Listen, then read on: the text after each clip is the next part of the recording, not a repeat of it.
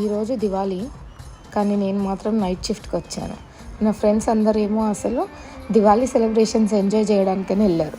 లండన్లో ఈ year Diwali celebrations చాలా అంటే చాలా బాగా చేస్తున్నారు. ఆ డెకరేషన్ కానీ ఆ లైటింగ్ కానీ చాలా బాగుంది. కానీ నేను క్యాబ్ ఎక్కి వచ్చేటప్పుడు కూడా చూశాను, చాలా మంచిగా కాల్చారు పటాకీలు.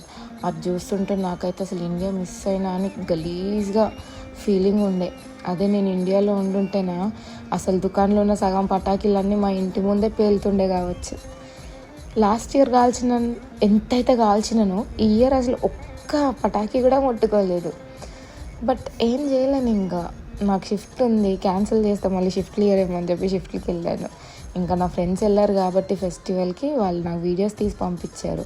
తీరా షిఫ్ట్కి వచ్చి చూస్తే షిఫ్ట్లో ఒక్కళ్ళు కూడా లేరు, మొత్తం ఖాళీ ఉంది షిఫ్ట్ ఈరోజు.